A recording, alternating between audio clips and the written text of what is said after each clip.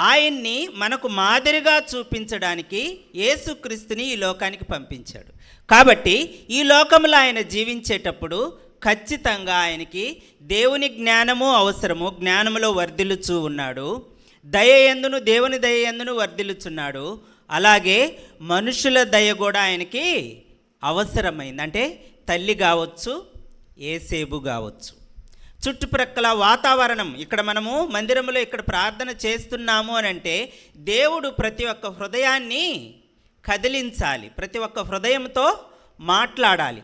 మాట్లాడితేనే మనము ఇక్కడ పరిచర్య చేయడానికి కానీ అభివృద్ధి చెందడానికి కానీ పరిచర్య అవకాశం ఉంటుంది. అలాగే దేవుడు ఈ లోకానికి పరిచర్య చేయడానికి వచ్చాడు యేసయ్య. అందుకు ఆయన దేవుని జ్ఞానంతో పాటు మనుషుల దయ కూడా అవసరమైంది. దేవుని దయతో పాటు మనుషుల దయ కూడా అవసరమైంది. తర్వాత దేవుడు వయస్సు అంటే ఆయుష్, ఆరోగ్యము. యాక్చువల్గా 2 సంవత్సరాల లోపు పిల్లల్ని చంపివేయమన్నాడు హేరోదు మహారాజు. అవునా? చంపేయమంటే దేవుడు ఏం చేశాడు? యేసేబు ఏం చేశాడు? యేసేబు రక్షించుకున్నాడు. యేసేబు దేవుణ్ణి, యేసయ్యని రక్షించుకున్నాడు. ఎందుకు? దేవుడు కదా. దేవాతి దేవుణ్ణి మనిషి రక్షించాల్సిన అవసరం ఏమొచ్చింది? బాధ్యత. యేసేబు ఎవరైనా గుర్తుపెట్టుకొని, మనం అందరి గురించి మాట్లాడతాం, గ్రంథంలో ఉన్న ప్రతి పేరు గురించి మాట్లాడతాం. కానీ యేసేబుని మరియమ్మని కంటికి రెప్పలాగా కాపాడుకున్న యేసేబు గురించి ఎక్కడ కూడా మాట్లాడం. యేసేబు సంఘానికి కాపరి లాంటివాడు, కాపర్లకు మాదిరికరమైన జీవితం జీవించినవాడు యేసేబు. ఆయన కాచి కాపాడాడు కాబట్టే మరియమ్మ సజీవంగా ఉండగలిగింది. యేసయ్య కూడా మరణము నుండి తప్పించబడ్డాడు. మరణానికి అప్పచెప్పనివ్వల దేవుడు. యేసేబు ద్వారా ఆయన్ని సంరక్షించాడు, కాపాడాడు. కాబట్టి ఆయనకు మనుషుల దయ అవసరం. వయసులో అలా వర్ధిల్లుతూ ఉన్నాడు. వర్ధిల్లటం అంటే గ్రోతింగ్, డెవలప్ చెందటం. అర్థమవుతుంది? అది ఆర్థికంగా కావచ్చు, సామాజికంగా కావచ్చు, స్పిరిచువల్గా కావచ్చు, ఏ విధంగానైనా సరే అభివృద్ధి చెందటం వర్ధిల్లటం అంటే. మరి కరోనా టైంలో మనల్ని దేవుడు కాచి కాపాడాడు కదా. మన ఆత్మీయ స్థితిలో మనం ఎలా వర్ధిల్లాము ప్రశ్న వేసుకోవాలి. మన ఆత్మీయ స్థితి ఎలా ఉంది ఇప్పుడు? ఆత్మీయ స్థితి బాగుంటే యెహోవా చేసిన మేలులన్నిటికీ ఇప్పుడు మనం ఏం చేయాలి? రక్షణ పాత్రను చేతబుచ్చుకొని, రక్షణ పాత్ర అంటే ఒక పరికరం. ఇది బాటిల్, ఇది కూడా పాత్రనే, ప్లాస్టిక్ పాత్ర. మరి రక్షణ పాత్రను చేతబుచ్చుకొని అంటే మన దగ్గర ఏ పాత్ర ఉంది? హృదయం అనే పాత్రను తీసుకొని వచ్చి దేవునికి ఏం చేయాలంటే, చెప్పుమ్మా, రక్షణ పాత్రను చేతపుచ్చుకొని యెహోవా నామమున ప్రార్థన చేయాలి. ఆ కాలంలో ప్రార్థన ఉండింది. ఇప్పుడు మనం ఏం చేయాలంటే ఆరాధన చేయాలి. పాత్రలో ఏముంటాయి? వాస్తవానికి ఆరాధన చేయడానికి ఎప్పుడైతే మనం రావాలనుకుంటామో మందిరానికి, అప్పుడు మనం సిద్ధపడాలి. ఒక గ్రామానికి వెళ్ళాలి, ఒక ఊరు వెళ్ళాలి, లేకపోతే నిన్న మీరు ఆన్లైన్లో వాళ్ళందరూ ఇక్కడికి రావాలంటే సిద్ధపడి వచ్చారు, మీకు అవసరమైన థింగ్స్ అన్ని తెచ్చుకున్నారు. అవునా కాదా? మరి దేవుని మందిరంలో దేవుణ్ణి ఆరాధించడానికి, స్తుతించడానికి ఏం కావాలి కదా. మరి ఏ పరికరాలు కావాలి కదా. దేవుడు అంటున్నాడు, ఆ పరికరాలన్నీ వద్దు. నువ్వు స్తుతించడానికి నువ్వు ఆ చేసిన పొరపాట్లు, అంటే మనం అనుకుంటూ ఉంటాం ఎక్కువగా పాపము అని అంటే వ్యభిచారం ఒక్కటే పాపమేమో అనుకుంటాం. వ్యభిచారం ఒక్కటే కాదు, చాలా పాపాలు ఉన్నాయి. దొంగతనం చేస్తేనే పాపం అనుకుంటాం. దొంగతనము ఒక్కటే కాదు, చాలా ఉన్నాయి పాపాలు. ఆ పాపాలన్నిటినీ మనం ఏం చెయ్యాలి అంటే సిద్ధపాటు దినాన, సిద్ధపాటు రోజు మనల్ని మనము సరిచేసుకోవటమే సిద్ధపడటం. ఏ లోటుపాట్లు ఉన్నాయి అవి మనం సరిచేసుకొని దేవుని దగ్గర ఒప్పుకొని మనల్ని మనం కడుక్కోవాలి. ఇప్పుడు నేను భోజనం చేయడానికి చేయి కడుక్కున్నా, తిన్న తర్వాత కూడా చేయగడిగాను. అవునా? ఈ ఎండాకాలము వండిన పాత్రలు ఉంటాయి, మరుసటి రోజుకు వాసన వచ్చేస్తాయి. అందుకని ఉదయాన్నే తల్లులైన వాళ్ళు ఏం చేస్తారు, ఇంట్లో స్త్రీలైన వాళ్ళు ఏం చేస్తారు చెప్పాలి సిస్టర్? నిన్న వండిన పాత్రలు అయిపోయింది భోజనం, ఏం చేస్తారు మీరు? శుభ్రం చేస్తారు. మన హృదయాన్ని కూడా, మన హృదయంలో ఏ ఆలోచనలు వచ్చాయో, ఏ తలంపులు వచ్చాయో, మన చూపులు కావచ్చు, లేకపోతే మన క్రియలు, చేతుల ద్వారా రకరకాల పనులు చేస్తూ ఉంటాం. చేతుల ద్వారా, మన చూపుల ద్వారా రకరకాలుగా ఫోన్ని వాడుతూ ఉంటాం. అవునా కాదా? అందులో యవనస్తులైన వాళ్ళు ముఖ్యంగా. అందరూ అనుకుంటారు జ్ఞానం కోసమే కదా. జ్ఞానమే కాదనట్లా. ఆ జ్ఞానంలో మనకు ఉపయోగపడే జ్ఞానం అయితే ఏదైనా చూడొచ్చు. చూసినంత మాత్రాన ఏమవుతుంది? విన్నంత మాత్రాన ఏమవుతుంది? వింటేనే కదా అది మంచా చెడు అనేది తెలిసేది. ఆ చెడు అనేది తెలియకపోతేనే కదా నువ్వు జాగ్రత్తగా ఉంటావు. తెలుసుకున్న తర్వాత ఎలా ఉంటుందో చూడాలి అని టేస్ట్ చేస్తావు. పిల్లలు గమనించండి, చిన్న వయసులో ఇది చెయ్యొద్దు అని అంటే మన ముందు చేయకుండా ఉంటారు తల్లిదండ్రులకు భయపడి. కానీ వాళ్ళ ఆలోచన ఏముంటుందంటే చేస్తే ఎలా ఉంటుంది? ఇది చెయ్యొద్దనింది కదా మమ్మీ, లేకపోతే డాడీ ఇది చెయ్యొద్దన్నాడు కదా, ఒకసారి చేసి చూద్దాం ఎలా ఉంటుందో అన్న ఆలోచనలో ఉంటారు పిల్లలు. గుర్తుపెట్టుకోండి, 18 years వచ్చేంత వరకు ఎవరైనా సరే చెయ్యొద్దన్న పని ఏదో ఒక టైంలో, అప్పుడు చేయకపోయినా కానీ ఏదో ఒక టైంలో చేస్తూనే ఉంటారు. అందుకనే మనకు తెలుగు సామెత ఒకటి ఉంది, కీలెరిగి వాత పెట్టాలి అని. అంటే పిల్లల మనసెరిగి తల్లి తండ్రి ఏం చెయ్యాలి అని అంటే వాళ్ళకు చెప్పే రీతిలో పెంచే క్రమంలో నీకు అర్థమైపోతుంది వాళ్ళ మనస్తత్వం ఏంటి, వాళ్ళ యాటిట్యూడ్ ఎలా ఉంది అనేది తల్లిదండ్రులకు అర్థమైపోతుంది. పెరిగే క్రమంలో మీరు పిల్లలు హాస్టల్స్లో అక్కడెక్కడ ఉంటారు కాబట్టి మీకు కూడా తోటి స్టూడెంట్ని చూసినప్పుడు, కొలీగ్ని చూసినప్పుడు మీకు కూడా అర్థమైపోతుంది వాడు అలాంటి వాడు ఇలాంటి వాడని. వాడు అలాంటి వాడు ఇలాంటి వాడు అనేదానికంటే నేను ఎలా ఉన్నాను అనేది సెల్ఫ్ చెక్ చేసుకోవాలి ఎవరైనా సరే, వాళ్ళు పెద్దవాళ్ళైనా సరే చిన్నవాళ్ళైనా సరే. ఎప్పుడైతే సెల్ఫ్ చెక్ చేసుకుంటామో అప్పుడు మనల్ని మనం ఏం చేస్తామంటే యేసయ్య రక్తంతో కడుక్కుంటాం. కడుక్కొని శుభ్రపడిన తరువాత అప్పుడు మనం ఏం చెప్పొచ్చు అంటే రక్షణ పాత్రను చేతపుచ్చుకొని యెహోవా నామమున ఆరాధన చేసేదను. అంటే మరుసటి రోజు కొరకు ఎప్పుడైనా ఆరాధన చేయొచ్చు, ఎప్పుడైనా స్తుతి చెల్లించవచ్చు. ఈరోజు ఉదయం నుంచి ఇప్పటి వరకు మనల్ని దేవుడు కాపాడంటే ఈ క్షణంలో ఇక్కడ మనము ఏం చేయాలి? స్తుతి చెల్లించాలి అంతే. కాకపోతే దేవుడు ఏం చేశాడంటే ఒక ప్రణాళికను పెట్టాడు, ఒక ప్రణాళికలో మనము చేసుకోవాలి అని. ఇంకొక న్యూస్ 2-3 రోజుల నుంచి వస్తూ ఉంది. సండే ఉండదంట. మరి అప్పుడు ఎక్కడికి వెళ్ళాలి? అప్పుడు ఎలా చేయాలి? మరి ఏ రోజో ఒక రోజు పెడతారు వాళ్ళు. కాబట్టి ఏ రోజైనా సరే దేవుణ్ణి ఆరాధించడానికి మనం ఎలా ఉండాలి? సిద్ధంగా ఉండాలి. అలా సిద్ధంగా ఉండాలి అని అంటే మనం ఏం చేయాలి? శుభ్రపరచుకోవాలి. అది ఆరాధన.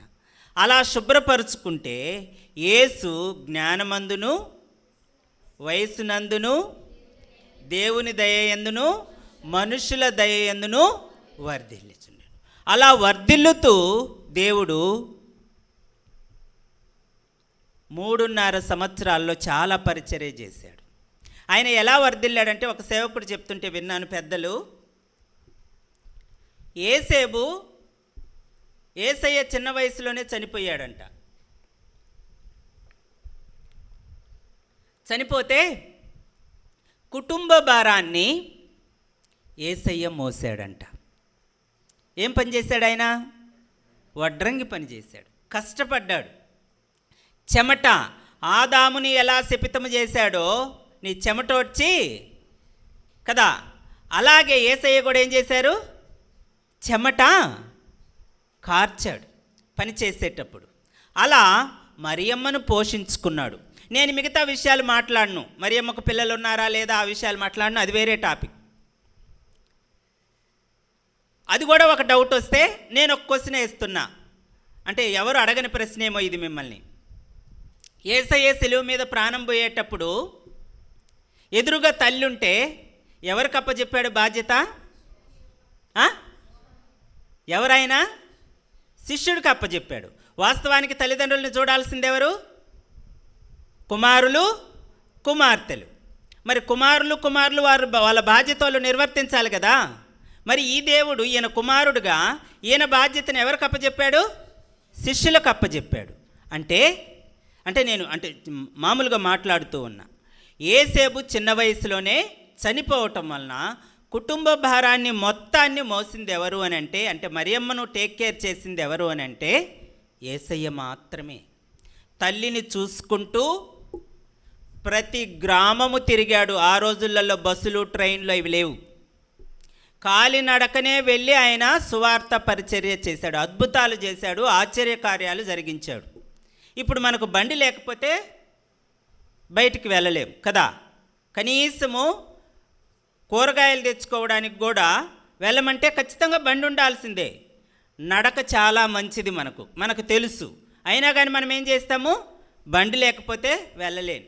ఒకవేళ యువకులైన పిల్లలు ఇంట్లో ఉంటే చెప్తే అమ్మ చెప్పినా నాన్న చెప్పినా నేను పోలేను.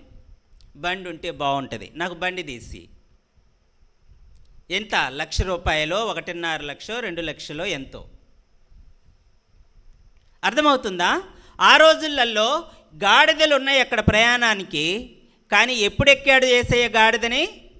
ఇంకా సిలువ మరణానికి దగ్గరున్నప్పుడు ఎక్కి యెరూషలేంకి వెళ్ళాడు. అప్పటి వరకు ఆయన ఎక్కడ కూడా ఏ వాహనము ఎక్కినట్లు కానీ ఏదీ లేదు.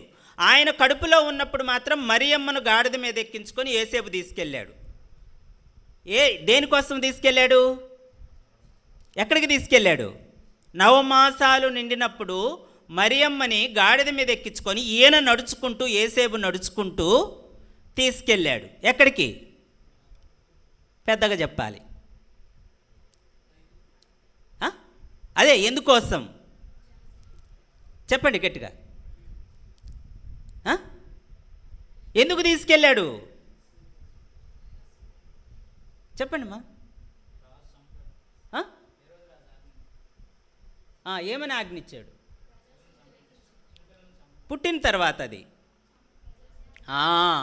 మొట్టమొదటి జనాభా లెక్కలు యేసయ్యతో స్టార్ట్ అయ్యాయి.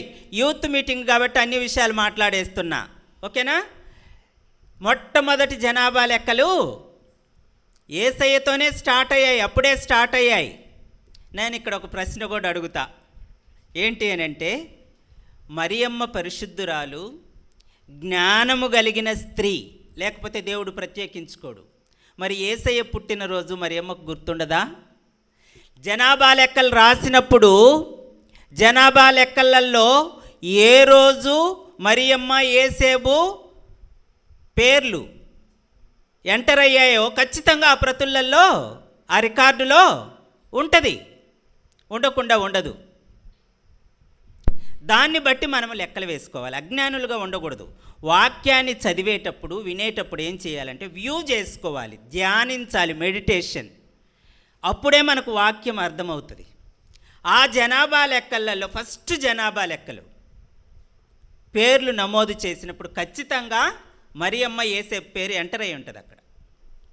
కాబట్టి వాళ్ళకి తెలుసు అప్పట్లో నెలలున్నాయి, రోజులున్నాయి, ఉన్నాయా లేదా, సంవత్సరాలు ఉన్నాయి, వాళ్ళకు సంబంధించినవి. వాటి ప్రకారం ఖచ్చితంగా ఎప్పుడు చనిపోయాడు, ఎప్పుడు పుట్టాడు అనేది ఖచ్చితంగా అందరికీ తెలుసు. కాకపోతే దేవుడు కొన్ని విషయాలను ఏం చేశాడంటే మరుగు చేశాడు. యేసయ్య చేసిన అద్భుత కార్యాలు, ఆశ్చర్య కార్యాలు మాత్రమే రాయగలిగితే భూప్రపంచమే పట్టదంట, భూభాగమే చాలదంట. అవసరమైనవి మాత్రమే ఈ చిన్న పుస్తకంలో దేవుడు రాయించి పెట్టాడు. రాయని విషయాలు చాలా చాలా గ్రంథాల రూపంలో ఉన్నాయి. కాబట్టి మనం ఏం చేయాలి అని అంటే, దేవుని దయతో పాటు దేవుని జ్ఞానము కూడా మనకి ఇవ్వమని యవ్వనస్తులైన వాళ్ళు, పిల్లలైన వాళ్ళు, వృద్ధులైన వాళ్ళు ఎవరైనా సరే దేవుణ్ణి ప్రతినిత్యము ఏ రోజుకు ఆ రోజు జ్ఞానం పొందుకోవాలి. దేవుని దగ్గర అడగకపోతే అమ్మైనా అన్నం పెట్టదు. నేను చదువుకున్నా కదా, నాకు ఉద్యోగం రావాలంటే రాదు. నేను కూడా చాలా డిగ్రీలు చదివా, రాలే గవర్నమెంట్ ఉద్యోగం. అది దేవుడు ఇవ్వగలిగితే. అట్లని ప్రార్థన చేయని వాళ్ళకు కూడా ఇస్తున్నాడు కదా దేవుడు. వాళ్ళను సృష్టించింది కూడా దేవుడే. ఒకరు నాన్ వెజ్ తినొచ్చు, ఒకరు నాన్ వెజ్ తినకపోవచ్చు. ఇద్దరిని సృష్టించాడు దేవుడు. కాబట్టి ఇతరులతో మనం పోల్చుకోకూడదు. ఒకవేళ పోల్చుకోవాలి అని అంటే ప్రవక్తలు ఉన్నారు, కొంతమంది పరిశుద్ధులు ఉన్నారు, వాళ్ళ జీవితాలను మన ఎదురుగా పెట్టుకొని మనము పోల్చుకోవాలి. అలా పోల్చుకుందామా? బైబిల్ చెప్తూ ఉంది వర్ధిల్లుట గురించి. యేసయ్య వర్ధిల్లాడు, పెరుగుతూ ఉన్నాడు అన్ని విషయాలలో. మనం ఒక విత్తనం నాటుతాం. విత్తనం ఎలా వర్ధిల్లుతుంది? 2-3 రోజులకి ఖచ్చితంగా లోపల మొలక వస్తుంది. విత్తనం నాటగానే మొలక రాదు. విత్తనానికి సరిపడా నీళ్లు కూడా అవసరమే. మనం కూడా ఈ లోకంలో ఎదగాలి అని అంటే మనకు పరిశుద్ధాత్మ దేవుడి సహాయము అవసరం. పరిశుద్ధాత్మ నడిపింపు లేకుండా ఏ కార్యము చేయలేము, ఏ పని చేయలేము. అలా మనము చెయ్యాలి అని అంటే దురాత్మ కూడా ఉంది, చేపిస్తుంది. అవి మనకొద్దు. పరిశుద్ధాత్మ కార్యాలు మాత్రమే మనకు కావాలి. ఓకే, సరే చూద్దాం బైబిల్ ఏం చెప్తుంది వర్ధిల్లుటను గురించి. దేవుడు వర్ధిల్లాడు, ఆ వర్ధిల్లుటను గురించి బైబిల్ ఏం చెప్తుందో చూద్దాం. ద్వితీయోపదేశకాండము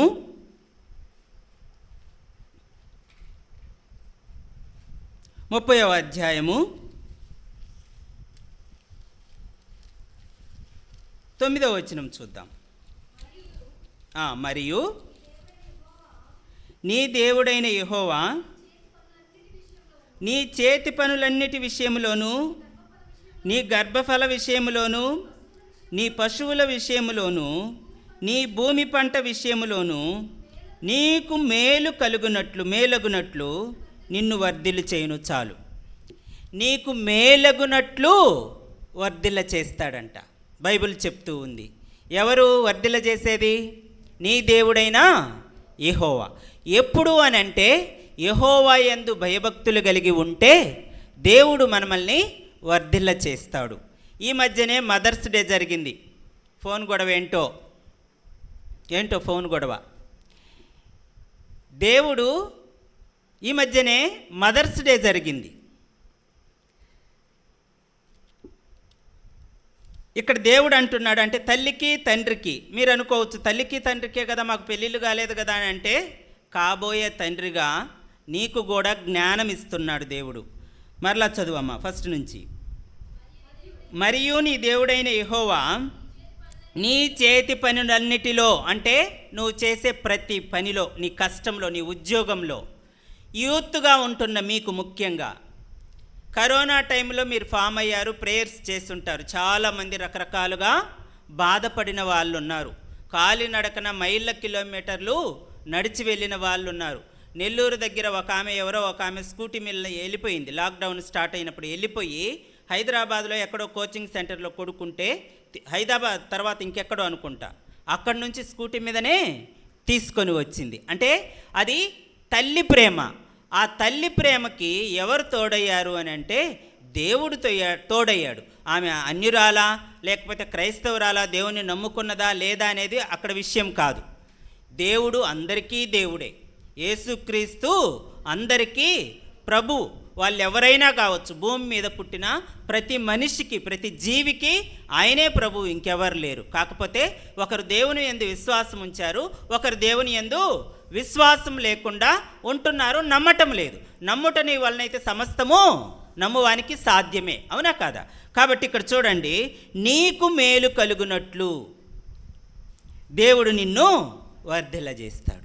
ఎప్పుడంటే భయము భక్తి కలిగి ఉంటే దేవుడు మనల్ని అందరినీ కూడా వర్ధిల్ల చేస్తాడు. మనము ఏ స్థితిలో ఉన్నా వర్ధిల్ల చేస్తాడు. బహుశా మీరు ఈరోజు ఇక్కడ ప్రేయర్ మీటింగ్ పెట్టుకున్నారు అని అంటే మీరు భయముతో, భక్తితో, వణకుతో అందరి కోసం ప్రార్థన చేసి ఉండొచ్చు. మీ ప్రేయర్లో మీరు గూగుల్ మీట్లోనో లేకపోతే ఇంకొక మీట్లోనో ఏదో ఒకటి కలుసుకొని ప్రార్థన చేస్తున్నారు కదా, ప్రతి మండే చేస్తున్నారు. కాబట్టి ఆ ప్రార్థనల ఫలితమే ఈరోజు ఇక్కడ మీరు ప్రార్థనకి ఏకీభవించి ఇక్కడికి రాగలిగారు. అంటే దేవుడు మిమ్మల్ని ఏం చేశాడంటే వర్ధిల్ల చేశాడు. మీలో స్టూడెంట్స్ ఉండొచ్చు, జాబ్ హోల్డర్స్ కూడా ఉండొచ్చు. ఒక్కొక్కరిని ఒక్కొక్క దశలో దేవుడు ఖచ్చితంగా ఆశీర్వదిస్తాడు. మా నాన్నకి కరోనా, నాకెవరూ చెప్పలేదు, నాకు తెలియదు, నేను నాన్న పక్కనే పడుకున్నా. అంటే నాన్న పక్కనే ఇంకొక మంచం వేసి పడుకున్నా. అందరూ ఏం చెప్పారంటే అన్నలు వాళ్ళందరూ ఏదో బాగలేదు మామూలుగా, కొంచెము నువ్వు దగ్గరుంటే బాగుంటుంది అని చెప్పారు. నాకు డౌట్ వచ్చి తీసుకెళ్ళా డాక్టర్ దగ్గరికి. డాక్టర్ చెప్పాడు ఈయన పాజిటివ్ పేషెంట్ అన్నాడు. ఎవ్వరూ రాలా దగ్గరికి. మేము 8 మంది అందరూ దూరంగా నిలబడి మాట్లాడిపోయేవాళ్ళే. నేనే నాన్నకు అన్ని దగ్గరుండి చేసా. 1 మంత్ నాన్న పక్కనే పడుకున్నా. కనీసం వైరస్ నాన్నని ఏం చేయలేదు, నన్ను కూడా తాకలేదు. అయితే నేను ప్రేయర్ చేసుకునేవాడిని, దేవుణ్ణి ఒకటే అడిగాను. ఎందుకంటే నేను చనిపోయే స్థితిలో ఉన్నప్పుడు దేవుడు నాకు ప్రాణం ఇచ్చి బ్రతికించుకున్నాడు. నేను అదే అడిగా. ఆల్రెడీ చనిపోవాల్సింది ఎప్పుడో, అప్పుడు ప్రాణం ఇచ్చి బ్రతికించావు, ఇప్పుడు చనిపోతే ఉపయోగం ఏముంది? అప్పుడే తీసుకొని ఉండాల్సింది కదా. అంటే దేవునిలో మనం ఎలా ప్రార్థన చేయాలి అని అంటే పోరాడాలి దేవుని సన్నిధిలో. ఎప్పుడైతే పోరాడుతామో ఖచ్చితంగా మనం అనుకున్నది సఫలం చేస్తాడు. మీ ఆర్గనైజేషన్ గురించి కూడా మీరు కూడా ఏం చేస్తారంటే మీ మినిస్ట్రీ గురించి పోరాడాలి దేవుని సన్నిధిలో. దేని గురించి పోరాడాలంటే ఇక్కడ దేవుడు అంటున్నాడు నీకు మేలు కలుగునట్లు అంటున్నాడు కదా. మీరు మేలు చేసే విధంగా దేవుడు మీ మినిస్ట్రీకి ఏం చేయాలి? మేలు కలగాలి, మేలు చేయాలి. అంటే మీరు వర్ధిల్లితే ఇతరులకి కూడా ఉపయోగపడే విధంగా ఉండాలి. స్వార్థం చూసుకోకూడదు. మేము అభివృద్ధి చెందాము, మా వరకు మేము చూసుకుంటామంటే నో, దేవుడు అభివృద్ధి పరచడు. ఎప్పుడైతే ఇతరులకు కూడా మనము ఉపయోగపడతాము అని అనుకుంటామో, ఇతరులకు మేలు కలిగేటట్లు మన ఆలోచన ఉంటే ఖచ్చితంగా దేవుడు ఏం చేస్తాడు? వర్ధిల్ల చేస్తాడు. నీ సంస్థనైనా కావచ్చు, నీ పర్సనల్ లైఫ్ అయినా కావచ్చు, ఫ్యామిలీ లైఫ్ అయినా కావచ్చు, ఎక్కడైనా సరే దేవుడు ఏం చేస్తాడు? వర్ధిల్ల చేస్తూ ఉంటాడు. రెండో మాట చూద్దాం. దినవృత్తాంతములు, మొదటి దినవృత్తాంతములు 22వ అధ్యాయము 11వ వచనం. 22:11 చదవండి. నా కుమారుడా, యెహోవా నీకు తోడుగా ఉండునుగాక, నీవు వర్ధిల్లి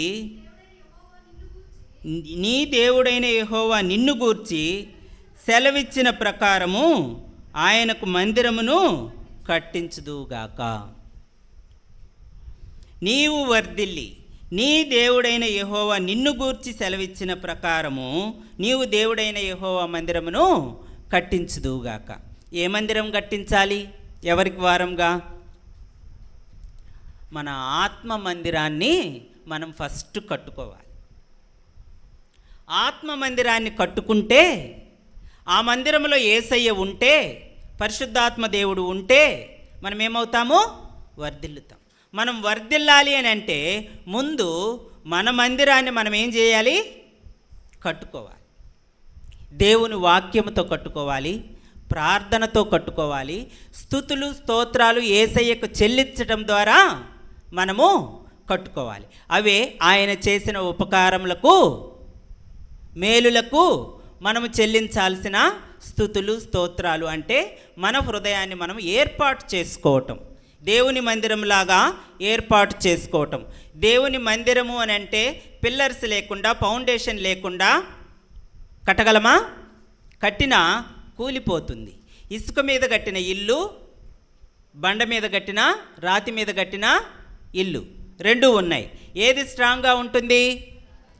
రాతి మీద కట్టిన ఇల్లు స్ట్రాంగ్గా ఉంటుంది. అంటే నీ మందిరము వాక్యం అనే పునాది మీద కట్టబడాలి.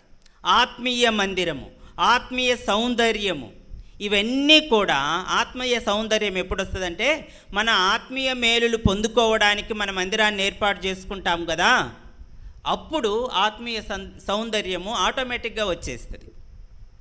దూరం నుంచి చూస్తే వాక్యం కనిపిస్తే అబ్బా మందిరం చాలా పెద్దది, బాగుంది. మందిరం లోపలికి వస్తే అన్ని వాక్యాలే, ఆహ్లాదకరంగా ఉంది, మనసుకి ప్రశాంతత కలిగించాలి. మందిరంలో నీ హృదయంలో నీకు ప్రశాంతత ఉండాలంటే ఏముండాలి? వాక్యం ఉండాలి నీ మదిలో.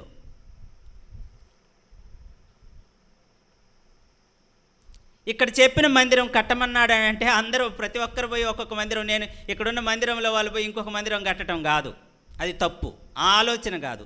నీ ఆత్మీయ మందిరాన్ని కట్టమని దేవుడు. అప్పుడు నిన్ను దేవుడు ఏం చేస్తాడు? వర్ధిల్ల చేస్తాడు, ఆశీర్వదిస్తాడు.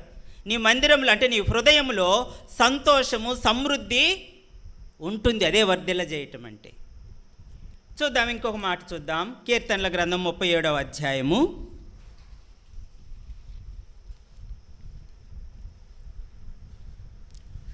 37-35.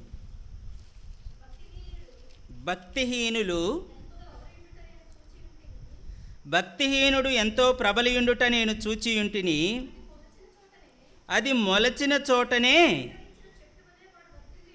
విస్తరించిన చెట్టు వలె వాడు వర్ధిల్లియుండును. వాడు వర్ధిల్లడానికి కారణం ఎవరు? వాడిని సృష్టించింది ఎవరు? భక్తిహీనుణ్ణి సృష్టించింది కూడా దేవుడే. ప్రతి ఒక్కరిని దేవుడు ఆశీర్వాదాలు దాచిపెట్టాడు, ఇస్తూ ఉంటాడు. కాకపోతే వాడు అడగలేదు, అడగకుండా పొందుకున్నాడు. దేవుణ్ణి తెలుసుకున్న నువ్వు నేనేం చేయాలని అంటే అడిగి పొందుకోవాలి. దేవుడు ఇస్తాడు ఖచ్చితంగా. ఎలా ఉంటాయంట ఆశీర్వాదాలు? చెట్టు వల్లే వర్ధిల్లేటట్లుగా ఉంటాయి. రెండో భాగం మీరు చూసినట్లయితే, అది మొలచిన చెట్టునే విస్తరించిన చెట్టు వలె వాడు వర్ధిల్లియుండెను. చెట్టు ఎలా వర్ధిల్లుతుందో, ఇప్పుడు ఏం వర్ధిల్లు ఉన్నాయి చెప్పండి? మొక్కలలో, చెట్లలో చెప్పుకుందాం. ఇప్పుడు ఏం పండ్లు ఉన్నాయి? మామిడి పండ్లు. మామిడి చెట్లు వర్ధిల్లాయి కాబట్టి వాటికి ఒక కాలం పెట్టాడు దేవుడు. జనవరిలో బండి మీద నెల్లూరు నుంచి మేము ఒంగోలు వచ్చాం. ఉదయం 6 గంటలప్పుడు మంచు. ఉలవపాడు దగ్గరికి వచ్చేసరికి పండ్లు ఉన్నాయి, మామిడి పండ్లు. నేను ఆశ్చర్యపోయాను. నేను మా మేనలుడు ఇద్దరు వస్తూ ఉంటే నేను ఆపాడు. వాడు, తీసుకుంటావా మామయ్య అని. కేజీ ఎంత తెలుసా? 500 నుంచి 800. నేను ఆశ్చర్యపోయి అడిగాను, ఇప్పుడేంట్రా మామిడి పండ్లు అంటే వాడు అంటాడు, నువ్వు ఏ కాలంలో ఉన్నావు? ఇది మా జనరేషన్ అంటున్నాడు వాడు. ఇప్పుడు హైబ్రిడ్ పండ్లు ఎక్కడ పట్టినావే, ఎప్పుడు మామిడికాయలు ఉంటున్నాయి, మార్కెట్ నిండా మామిడికాయలు ఉంటున్నాయి. ఇంతకుముందే వేసవిలో ఆ పండ్ల సీజన్ ఉండేది. ఇప్పుడు అన్ని సీజన్స్లో అన్ని రకాల పండ్లు ఉంటున్నాయని ఆశ్చర్యపోయాను. తీసుకోవడానికి భయపడి తినాలని అనిపించినా కూడా తీసుకోలే. అంటే ఆయా కాలాలలో ఆయా రీతులుగా దేవుడు మనల్ని ఏం చేస్తూ ఉంటాడంటే వర్ధిల్ల చేస్తూ ఉంటాడు. చెట్టు వలె వర్ధిల్లుతూ ఉంటాం. ఆకులు రాలిపోతాయి, శ్రమలు వస్తాయి, నీళ్లు దొరకవు చెట్టుకి. ఇప్పుడు ఎండాకాలం, అవునా కాదా? చెట్లకు నీళ్లుండవు. అయినా కానీ మామిడి చెట్టు పండ్లు ఇవ్వకుండా ఉందా? ఉంది, వర్ధిల్లుతూ ఉంది. వర్ధిల్ల చేశాడు దేవుడు ఆ కాలంలో, తగిన కాలమందు. కాబట్టి దాంట్లో ఫలాలు వస్తున్నాయి. అందరూ సమృద్ధిగా, తినని వాళ్ళు కూడా, షుగర్ పేషెంట్లు కూడా తింటూ ఉన్నారు. మరి మన ఫల జీవితం ఎలా ఉంది? ఫలభరితమైన జీవితం, ఆత్మీయ స్థితి, మనం ఎలా ఎదుగుతూ ఉన్నాం? మనం అలా ఉన్నామా? ఇతరులకి ఫ్రూట్ఫుల్గా ఉన్నామా? ఎవరికి? యవనస్తురాలైన అమ్మాయికి ఫ్రూట్ఫుల్గా కాదు. అంటే యవనస్తుల మీటింగ్ కాబట్టి చెప్తున్నా. యవనస్తుడు ముఖ్యంగా ముందు ఎవరికి ఉండాలంటే తల్లిదండ్రులని సన్మానించే వ్యక్తిగా ఉండాలి.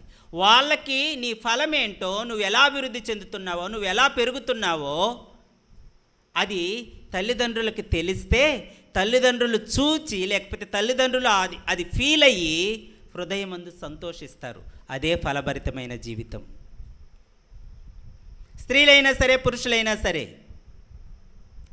ఎవరమైనా సరే, మన జీవితము ఇతరులకి ఉపయోగపడేదానికంటే ముందు ఇంట్లో నిన్ను కన్న తల్లి ఉంది కదా, నిన్ను కన్న తండ్రి ఉన్నాడు కదా. యేసయ్య వీళ్ళని వదిలిపెట్టి గాలికి వదిలేసి వెళ్ళిపోలే పరిచర్యకు. ఆయన కర్తవ్యాన్ని ఆయన నిర్వర్తిస్తూ ఆయన పరిచర్య ఆయన కొనసాగించాడు. ఈరోజు నాకు ఉద్యోగం వచ్చింది కదా, తల్లిదండ్రులు ఎక్కడో ఉన్నారు, సంవత్సరానికి ఒకసారి వెళ్ళి చూసి రావడము, లేకపోతే సంవత్సరానికి ఒకసారి, లేకపోతే ఎప్పుడో డబ్బులు కుదిరినప్పుడు వాళ్ళకు పంపించటము. నో. ఇక్కడ చెట్టుకు పండు ఉంది, గాలి వస్తే పడిపోతాయి, దెబ్బతింటాయి. అవి తినడానికి పనికిరావు. అలే చెట్టు మీద ఉన్న కాయని మనం కోసుకొని తినగలిగితే ఉపయోగపడుతుంది. మరి తల్లిదండ్రులు కూడా అంతే కదా. అంటే మనం కాయని ఏం చేయాలంటే టచ్ చేస్తాం, అవునా? అర్థం చేసుకోండి. కాయని ఏం చేస్తాం? కోసేటప్పుడు దోటితోనో దేనితోనో ఏం చేస్తారు? కాయని ఖచ్చితంగా తాకుతారు. నీ తల్లి తండ్రి కూడా నిన్ను తాకే విధంగా ఉండాలి. అంటే ఆత్మీయ స్పర్శ ఉండాలి నీలో. తల్లికి తండ్రికి నువ్వేం చేయాలంటే బిడ్డగా ఆత్మీయతను పంచాలి. దేవుడు అది పంచాడు. కానాను విందులో కానాను పెళ్ళి ఎవరిదో జరుగుతుంది, నాకు తెలిసి మరియమ్మ గారి బంధువులు అయి ఉంటారు. బంధువుల పెళ్లి జరుగుతూ ఉంటే ద్రాక్షారసం అయిపోయింది. యేసయ్యకు చెప్తే యేసయ్య ఎక్కడి నుంచి తీసుకొస్తాడు? అంతమందికి ద్రాక్ష పండ్లు ఎక్కడి నుంచి తీసుకొస్తాడు ఆయన? ఏం గానుగు తిప్పే వ్యక్తా? కాదే, ఆయన వడ్రంగి పని చేసేవాడు. ఆయన అద్భుతాల గురించి, ఆయన జీవితం గురించి, ఆయన ఫ్రూట్ఫుల్నెస్ గురించి తల్లికి తెలుసు. అలాగే నీ గురించి నీ తల్లికి నీ తండ్రికి తెలియాలంతే, A to Z తెలియాలంతే.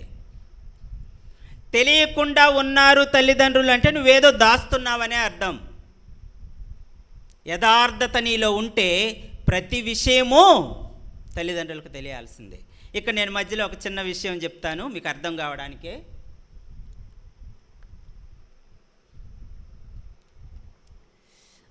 బెంగళూరులో మా బంధువు ఒక అబ్బాయి అన్నాడు, కోటీశ్వర్లు వాళ్ళు. 10th అయిపోయింది, కాలేజీలో చేర్పించారు, కార్పొరేట్ కాలేజ్. ఇప్పుడు కాదు, దగ్గర ఒక 30 సంవత్సరాల క్రితం అనుకోండి. వీడు 10th అయిపోయింది, కాలేజీలో చేరాడు. వీడు అంటే కాలేజీ లోపలికి ఎంటర్ అయ్యేటప్పుడు ఎవరో ఒక అమ్మాయి ఉంటుందంట. వీడిని చూసి రకరకాలుగా పిచ్చి పిచ్చి వేషాలు వేసేది. అట్లా రోజు చేస్తుందంట. గమనించి ఇంటికి వచ్చి వాళ్ళ అమ్మకు చెప్పేవాడు. ప్రతిరోజు ఇంటికి రాగానే ఏం చేసేవాడు? వాళ్ళ అమ్మకు చెప్పేవాడు. వాళ్ళ తల్లి అటు సైడ్ వెళ్ళి ఏమీ మాట్లాడలేదు. కుమారుడికే ఏం చేసిందంటే దేవుని వాక్యాన్ని చెప్పి భయమును భక్తిని నేర్పించింది. దేవుడు ఎవరిని ఇష్టపడతాడు అని చెప్పి చెప్పింది. వాడు పెళ్ళయ్యేంత వరకు ఎవరి జోలికి వెళ్ళలా. ఏ ఆలోచన రానిచ్చాడో లేదో మనకు తెలియదు, కానీ వాడి గురించి మంచి సాక్ష్యమే ఉంటుంది. మన జీవితాలు ఎలా ఉన్నాయి? ఫ్రూట్ఫుల్నెస్గా ఉన్నాయా? తల్లికి తండ్రికి తెలుస్తున్నాయా మన విషయాలు? తెలిస్తే జాగ్రత్త తీసుకుంటారు, భయమును భక్తిని మనకు నేర్పిస్తారు. అది నేర్చుకుందాం, చూద్దాం. ఇంకా వర్ధిల్లే వాళ్ళు ఎలా ఉంటారో 68వ కీర్తన వర్ధిల్లుటను గురించి దేవుని వాక్యం ఏం చెప్తుందో చూద్దాం. 68:6 వచనం చూద్దాం. దేవుడు ఏకాంగులను సంసారులుగా చేయువాడు, ఆయన బంధింపబడిన వారిని విడిపించి వారిని వర్ధిల్లజేయువాడు. ఎవరిని విడిపిస్తాడంట? బంధింపబడిన దాన్ని. ఏ విధంగా బంధించబడ్డామో తెలియదు, ఏ సమస్యలలో మనం ఇరుక్కొని ఉన్నామో తెలియదు, ఏ పనులు చేసి ఆ సమస్యలో మనము బంధకాల చేత బంధింపబడి ఉన్నామో తెలియదు. వాళ్ళనంట దేవుడు విడిపించి వర్ధిల్లజేస్తాడంట. ఎప్పుడు విడిపిస్తాడు? ఆయన యందు భయభక్తులు కలిగి ఉంటే ఆయన ఏం చేస్తాడు? విడిపిస్తాడు, వర్ధిల్లజేస్తాడు. చూద్దాం. అలాగే యెహెజ్కేలు గ్రంథము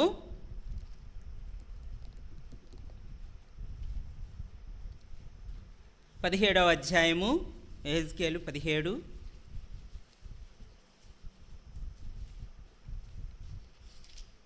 6వ వచనం చూద్దాం. 17:6. అది చిగిర్చి పైకి పెరగక విశాలముగా కొమ్మలతో అల్లుకొని గొప్ప ద్రాక్షవల్లి ఆయను. దాని కొమ్మలు ఆ పక్షిరాజు వైపున అల్లుకొనుచుండెను, దాని వేళ్ళు కిందికి తన్నుచుండెను. అలాగున ఆ ద్రాక్ష చెట్టు శాఖోపశాఖలుగా వర్ధిల్లి రెమ్మలు వేసెను. ఈ వాక్యానికి ఎగ్జాంపుల్ ఏంటి చెప్పండి? ఈరోజు ఇక్కడ మీరు మందిరంలో కూర్చొని ఉన్నారు, ఏంటి ఎగ్జాంపుల్? మరలా నేనే చదువుతున్నా చూడండి.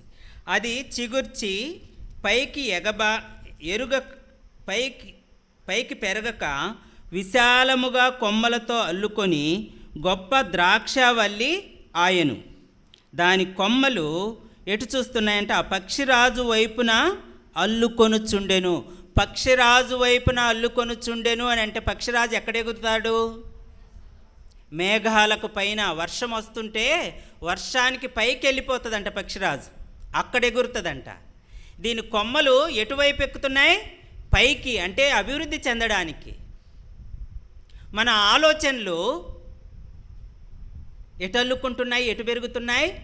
అభివృద్ధి చెందడానికేనా? ఆశీర్వదింపబడడానికేనా? తర్వాత చదువు.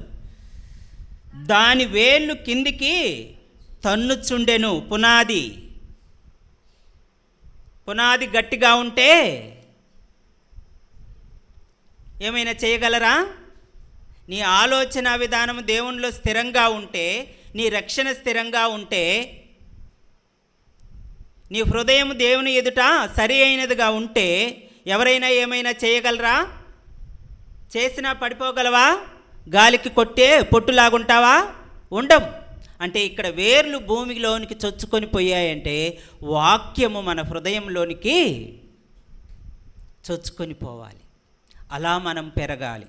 తర్వాత శాఖోపశాఖలుగా వర్ధిల్లెను. దీనికి సాదృశ్యం ఏంటంటే భక్త్ సింగ్ గారు లోకం వైపు చూడలా. ఎవరి వైపు చూశాడు? అక్కడ చూడండి. అల్లుకొని గొప్ప ద్రాక్షవల్లి ఆయను, దాని కొమ్మలు పక్షిరాజు వైపున అల్లుకొనుచుండెను. పక్షిరాజు పైన ఎగురుతుంటాడు, ఆకాశం వైపు దేవుని వైపు చూశాడు. దేవుని వైపు చూసి ప్రార్థన చేశాడు భక్త్ సింగ్ అంకులు. ఆయన అలా ప్రార్థన చేసి మోకాళ్ళని భూమి మీద నిలిపి ప్రార్థన చేస్తే హెబ్రోను సహవాసము ప్రపంచంలోనే ఒక వెలుగు వెలిగింది. ఎన్ని డినామినేషన్లు అంటే మన డినామినేషన్ మనము విమర్శించుకోవటం కాదు, అందరూ ఒకటే, అందరూ చేసేది క్రీస్తు ఆరాధనే. కానీ ఫౌండేషన్ ఆయన ఉన్నన్ని రోజులు, ఆయన ప్రార్థన ఉన్నన్ని రోజులు శాఖోపశాఖలుగా విస్తరించింది. ద్రాక్ష చెట్టు విస్తరించినట్లుగా, అర్లుకున్నట్లుగా మనము కూడా దేవుని యందు భయము భక్తి కలిగి ఉంటే ఎలా వర్ధిల్లుతాము? ఇలా వర్ధిల్లుతాం. మన ఆలోచన ఎప్పుడు ఎట్లుండాలంటే పైదిగా ఉండాలి. దేవుణ్ణి చూసే విధంగా మన ఆలోచన ఉండాలి. దేవునికి ప్రత్యేకమైన స్థానము మనము ఇవ్వాలి. దీని ఉద్దేశము అది. తర్వాత చూద్దాం 1 కొరింథీయులకు రాసిన పత్రిక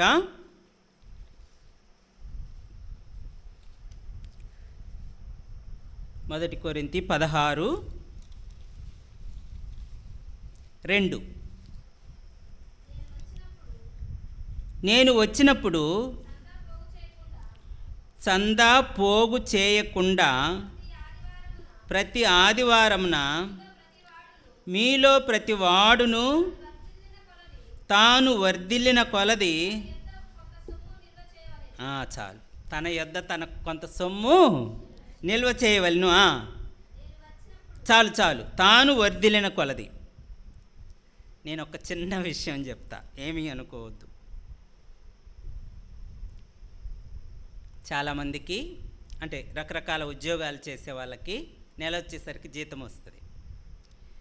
ఇది నేను అంటే ఈ వాక్యాన్ని బట్టి చెప్తూ ఉన్నా. చాలామంది మామూలుగా దశంభాగం ఎలా తీయాలి? మనం 100కి 10 రూపాయలు, 10 రూపాయలకి 1 రూపాయి కదా. దశంభాగం అని దేవుని పేరు పెట్టి తీస్తారు, పూర్తిగా తెచ్చి కానుకల పెట్టెలో వేయరు. ఇది ఉద్యోగం చేసే వాళ్ళకే కాదు, ఏ పని చేసినా 100 రూపాయల పని చేసినా సరే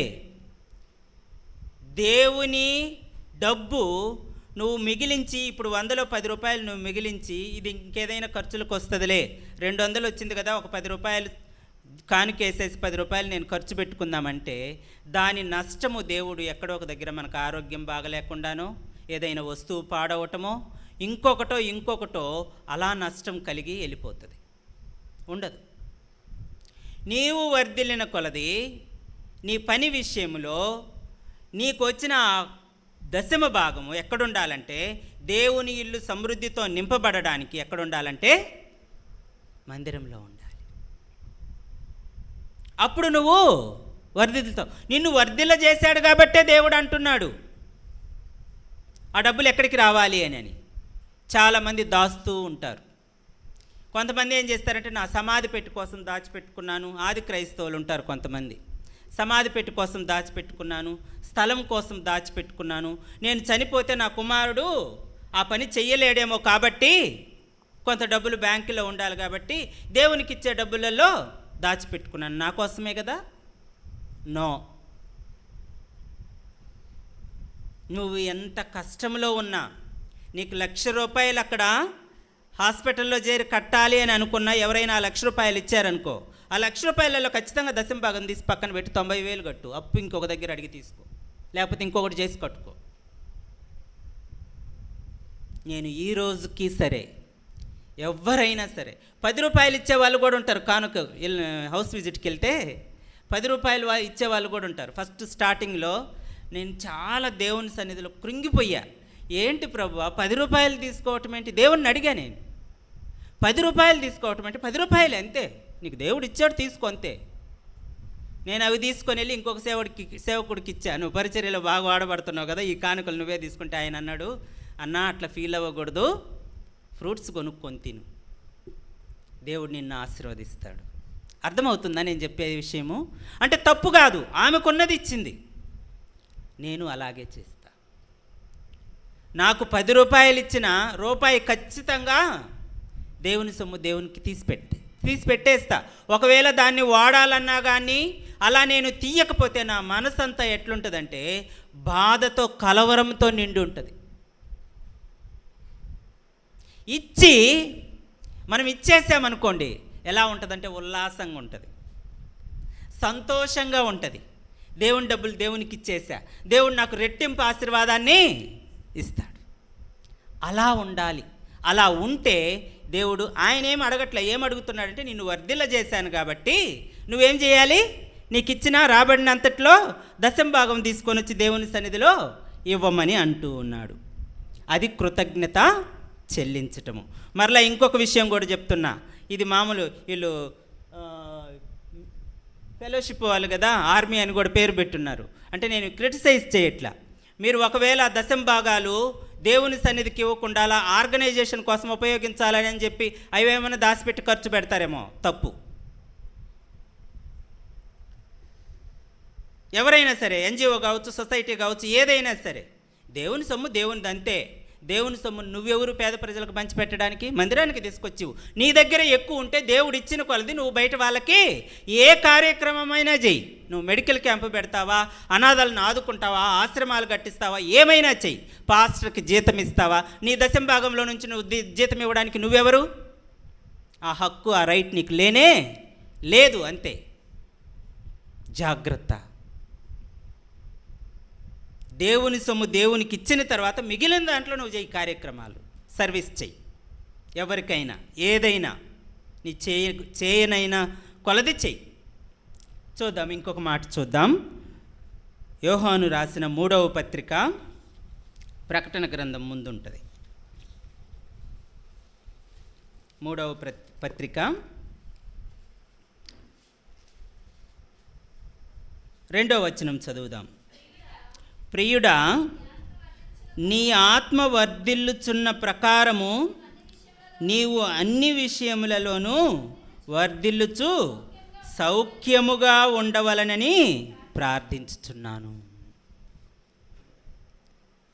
ప్రియుడా, ప్రియురాలా అంటే స్త్రీలకి పురుషులకి ఇద్దరికి చెప్తున్నాడు దేవుడు. నీ ఆత్మ వర్ధిల్లుచున్న ప్రకారం నీవు అన్ని విషయములలోనూ వర్ధిల్లుచు సౌఖ్యముగా ఉండవలెను. అంటే ఒకరి గురించి ఒకరికి ప్రార్థన చేయాలి. నువ్వు వర్ధిల్లుతున్నావు కదా, సరిపోదు. నీతోటి నీ సహోదరుడు కూడా వర్ధిల్లాలి, నీతోటి నీ సహోదరి కూడా వర్ధిల్లాలి. మన సంఘాలలో ఎక్కువగా నేను గమనించింది, ఎక్కువగా చాలా చోట్ల వెళ్తూ ఉంటా కదా, గమనించింది, అసూయ చోటు చేసుకొనింది. ఒక సహోదరి బాగుంటే, ఒక సహోదరి ఆరాధన చేసిన విధానాన్ని బయటికి వెళ్ళి ఇంకొక సహోదరి కానీ ఇంకొక సహోదరుడు కానీ విమర్శించే రోజులున్నాయి. ఒక సహోదరుడు బాగుంటే ఇంకొక దగ్గరికి వెళ్ళి అసూయపడే రోజులున్నాయి. మన సంఘంలోనే, మన మధ్యనే, ఇంతెందుకు ఒక కుటుంబంలో ఇద్దరు అన్నా తమ్ముళ్ళున్నా, అక్కా చెల్లెళ్ళున్నా, ఇద్దరి మధ్య కనపడని అసూయ ఉంటుంది. ముఖ్యంగా అబద్ధాలు చెప్పేది కూడా మన ఫ్యామిలీస్లోనే. ఈ వారం ప్రార్థనకు రాలేదనుకో, పాస్టర్ గారు అడిగారు అనుకోండి, అసలైన వాస్తవమైన విషయం చెప్పం. నీ కుమారుడు ఎందుకు రాలేదని అడిగితే దానికి ఇంకొక అబద్ధం, కుమార్తె ఎందుకు రాలేదంటే ఇంకొక అబద్ధం. అంటే అబద్ధాలతోనే జాగ్రత్త. సహోదరుడు ఏం చేయాలంటే, ఆత్మ వర్ధిల్లుచున్న ప్రకారము నీవు అన్ని విషయములలోనూ వర్ధిల్లుచు సౌఖ్యముగా ఉండవలెనని ప్రార్థించుచున్నాను. ఈయన ప్రార్థిస్తున్నాడు అంటే నువ్వు నేను కూడా ఒకరి గురించి ఒకరము ప్రార్థన చేయాలి. సంఘ అవసరతల కోసం ప్రార్థన చేయాలి. పేద విద్యార్థులు చాలామంది ఉన్నారు, వృద్ధులు ఉన్నారు, విడోస్ ఉన్నారు, ఒంటరి స్త్రీలు ఉన్నారు, ఒంటరి పురుషులు ఉన్నారు, భార్య చనిపోయిన వాళ్ళు. నేను ప్రతిరోజు ప్రార్థనలు కూడా చాలా రకాల ప్రార్థనలు ఉంటాయి. నేను ఉదయం లేవగానే ఫస్ట్ ప్రార్థన చేసేది ఏంటంటే దేవునికి స్తుతి చెల్లిస్తాం. తర్వాత మన దేశం కోసము, రాష్ట్రం కోసము, పరిపాలనా వ్యక్తులు ఎలా ఉండాలో వాళ్ళ కొరకు ప్రార్థన చేసుకుంటాం. తర్వాత సువార్త ప్రకటించబడుతూ ఉంది, రేడియోల ద్వారా, టీవీల ద్వారా, ఫేస్బుక్ల ద్వారా, యూట్యూబ్ల ద్వారా, సోషల్ మీడియా, ఇన్స్టాగ్రామ్, వీటన్నిటి ద్వారా సువార్త ప్రకటిస్తున్నారు. వాళ్ళందరికీ ఆర్థిక సహాయం ఎక్కడి నుంచి వస్తుంది? వాళ్ళకి ఎవరు సపోర్ట్ చేస్తున్నారు? వాళ్ళ పిల్లలు ఎలా ఉన్నారు? వాళ్ళ కుటుంబాలు ఎలా పోషించబడుతున్నాయి? కొన్ని మారుమూల ప్రాంతాలలో సైకిళ్ళు కూడా లేక కాలినడకలను వెళ్ళి సువార్త ప్రకటించే వాళ్ళు ఉన్నారు. ఇప్పటికీ తిరుగుతున్నారు చాలామంది. సైకిళ్ళ మీద వెళ్ళే వాళ్ళు ఉన్నారు, సైకిల్కి సౌండ్ బాక్స్ కట్టుకొని మైక్ పెట్టుకొని వెళ్ళి సువార్త ప్రకటించే వాళ్ళు ఉన్నారు, పత్రికలు పంచే వాళ్ళు ఉన్నారు. ఆటోలలో, వ్యాన్లలో వెళ్ళి వాళ్ళందరి కుటుంబాలని దీవించు తండ్రి అని ముందు అడుగుతా నేను దేవుడిని ప్రతిరోజు. మేము ఇంతకుముందు ఒక గ్రూప్లో ప్రార్థన చేస్తూ ఉంటే కొంతమంది నన్ను విమర్శించారు, ఎప్పుడు రోజు చేసిందే చేస్తుంటావే, రోజుకొక కొత్త సేవకుడు వస్తున్నప్పుడు, రోజుకొక ఊర్లో సువార్త ప్రకటించబడుతున్నప్పుడు మరి రోజు చేయాలి కదా, అక్కడ కూడా ఆత్మ పని చేయాలి కదా, ఆత్మతో అతను నింపబడితేనే కదా ఏదైనా ప్రకటన చేయగలడు దేవుని విషయాన్ని. అది కావాలంటే మనం ప్రార్థన చేయాలి. ఒకరి గురించి ఒకరం మనం ఏం చేయాలి అని అంటే ప్రార్థన చేసుకోవాలి. అంటే దేవుడు అక్కడ మనం మళ్ళీ ఒకసారి చూద్దాం, 116వ కీర్తన 12వ వచనం.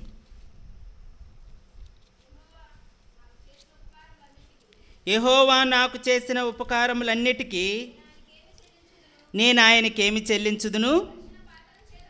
రక్షణ పాత్రను చేతపుచ్చుకొని యెహోవా నామమున ప్రార్థన చేసేదను. యెహోవాకు నా మొక్కుబళ్ళు చెల్లించేదను, ఆయన ప్రజలందరి ఎదుటనే చెల్లించేదను. ఆరాధన చేసుకుందాం. చేయగలిగిన వాళ్ళు, ప్రేరేపింపబడిన వాళ్ళు చేయండి. గుర్తుపెట్టుకోండి, వీళ్ళు ఆన్లైన్ ప్రేయరు కరోనా టైం నుంచి స్టార్ట్ అయింది. కరోనా టైంలో వాళ్ళు అలా ప్రార్థన చేయటం వలన, వాళ్ళనే కాదు చాలామంది చేశారు, ముఖ్యంగా వీళ్ళ మినిస్ట్రీ గురించి దేవునికి స్తుతులు చెల్లించండి. ఒకటి స్టార్ట్ అయింది ప్రార్థన చేయడానికి. తర్వాత ఆ టైంలో చాలామంది తల్లిదండ్రులని, బిడ్డల్ని పోగొట్టుకున్న వాళ్ళు ఉన్నారు. మా నెల్లూరులో అయితే డాక్టర్, ఆయన పెద్ద హాస్పిటల్ ఉన్నింది, కోటేశ్వరుడు. ఎన్నో లక్షలు, దగ్గర కోట్లే ఖర్చు పెట్టారేమో చెన్నైలో. లాస్ట్కి చనిపోతే సమాధి మీరు చూసుంటారు న్యూస్లో కానీ పేపర్లలో. సమాధి చేయడానికి కూడా ఎక్కడ ఏ గ్రౌండ్, బరియల్ గ్రౌండ్ దగ్గరికి ఎవరిని ఆయన రానివ్వాల, జీబుని రానివ్వాల. ఆ డ్రైవరు పెట్టుకొని తిరిగి ఎట్లనో మరలా కోటీశ్వరుడు. ఈ మధ్యనే రీసెంట్గానో మరి ఎప్పుడో వాళ్ళ భార్య కూడా చనిపోయిందని విన్నాను నేను. కానీ దేవుడు నీకు నాకు ఎలాంటి ఆధిక్యాన్ని ఇచ్చాడు? సజీవంగా బ్రతికే ఆధిక్యాన్ని ఇచ్చాడు. ఎందుకు? ఆస్తులు సంపాదించుకోవడానికి, లేకపోతే ఇంకొక రకరకాల కార్యక్రమాలు చేయడానికి కాదు. ఆయన్ని స్తుతించడానికి, ఆయన్ని ఘనపరచడానికి, ఆయన్ని మహింపరచడానికి, ఆయన చేసిన మేలులను నెమరు వేసుకోవడానికి, నువ్వు నేను ఇతరులకి మాదిరికరంగా జీవించడానికి దేవుడు నిన్ను నన్ను సజీవంగా ఈరోజు వరకు బ్రతికించాడు. ముఖ్యంగా యవనస్తులైన వాళ్ళు చాలా చాలా వాక్యాలు ఉన్నాయి చెప్పడానికి. జాగ్రత్త కలిగి, భయము కలిగి ఉండాలి. తల్లిదండ్రుల పట్ల భయము భక్తి ఉండాలి, దేవుని పట్ల భయము భక్తి ఉండాలి. అలా మిమ్మల్ని కాపాడుతున్నాడు కాబట్టే మీరు ఇలా ఈరోజు కలుసుకోగలిగారు. విజయ్ బ్రదర్ చెప్పాడు నాకు, చాలామంది ఉన్నారు, వాళ్ళందరూ ఇప్పుడు రాలేకపోవచ్చు అని చెప్పాడు. రాలేకపోయిన వాళ్ళ గురించి కూడా ప్రార్థన చేద్దాం. వాళ్ళ పరిస్థితులు ఎలా ఉన్నాయో మనకు తెలియదు. రాలేదు అని బాధపడకూడదు. ముఖ్యంగా మీరు, మీ ప్రేయర్ టీం వాళ్ళు ఇంకొకసారి దేవుడు అవకాశం ఇస్తాడేమో. ఇప్పుడు మీకు అవకాశాన్ని ఇచ్చాడు కాబట్టి మీలో ఒకరిద్దరు దేవుణ్ణి స్తుతించండి. తర్వాత అలాగే బ్రదర్స్ కానీ ఎవరైనా స్తుతించండి. దేవుడు తన పరిశుద్ధ వాక్యాన్ని దీవించునుగాక.